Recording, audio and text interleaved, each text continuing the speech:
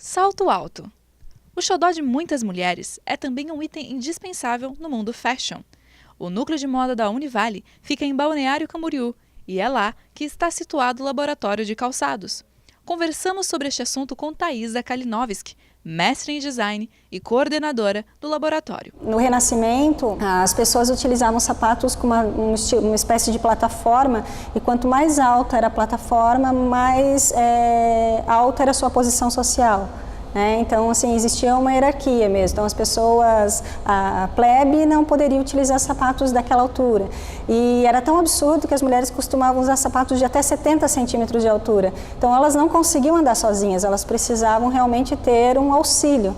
Então, elas tinham as suas funcionárias, sei lá, auxiliando o caminhar. Então, existem alguns livros, algumas coisas que fazem esse apontamento. Uma coisa bem interessante também que eu acho que é legal citar, essas plataformas do Renascimento, hoje elas aparecem, têm aparecido na moda. Então, uma das pessoas que utiliza, alguns designers têm feito especificamente para ela e tem feito a cabeça de muita gente, que é aquelas plataformas absurdamente altas que a Lady Gaga utiliza.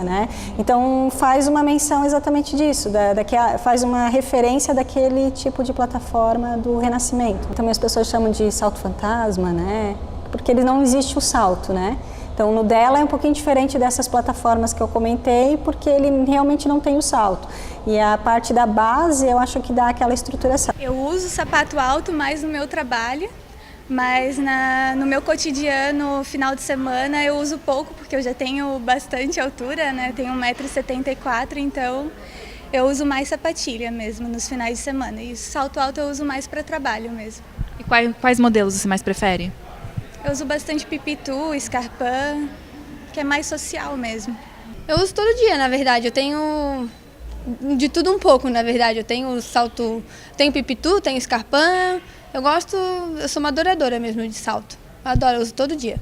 Para quem tem problemas na coluna, mas não dispensa este calçado, o segredo é variar a altura dos centímetros e evitar os rasteiros, que concentram todo o peso nos calcanhares. O salto ideal é aquele salto de até 3 centímetros. Por quê? Porque a distribuição do peso do corpo ele acontece na região do calcanhar e na região do metatarso, que é logo após os dedos ali.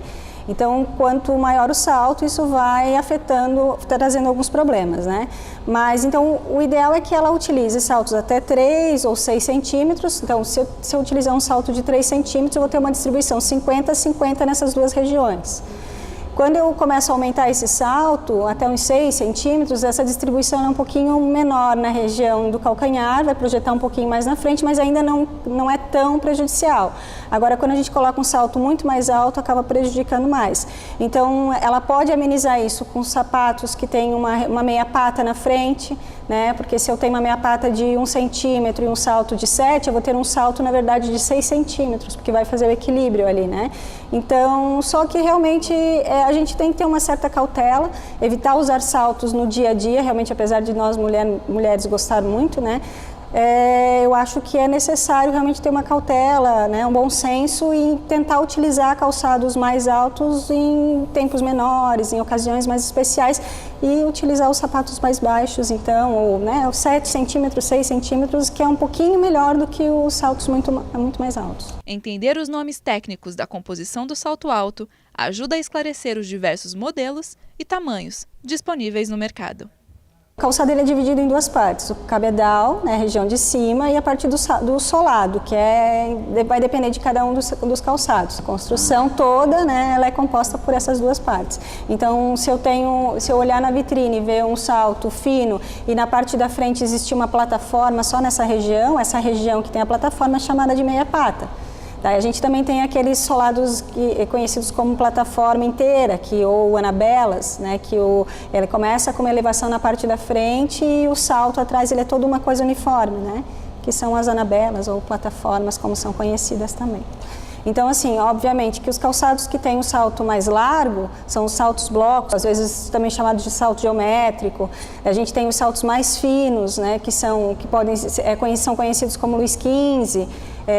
Tem os estiletos, que são os mais finos mesmo, Quando você fala de Scarpin, daí são aqueles modelos todos fechadinhos, então vai ter o Scarpin de bico fino, que pode ter um salto mais grosso, vai ter o Scarpin de bico redondo, que pode ter um salto mais fino, então vai variar muito. Então o Scarpin está mais relacionado mesmo ao estilo do cabedal em si. Saltos blocos ajudam na hora do caminhar e até mesmo a manter uma postura bonita. Para quem não tem muita habilidade em andar com um salto alto e quer evitar aquele mico básico por falta de equilíbrio, Thaisa dá uma dica. Começa com os saltos mais baixos e treina em casa, né, antes de sair na rua e passar vergonha. Então, existem alguns vídeos na internet, né, de pessoas que ensinam as modelos ou, enfim, a desfilar. Então, de repente, quem sabe olhar esse tipo de vídeo pode dar uma auxiliada.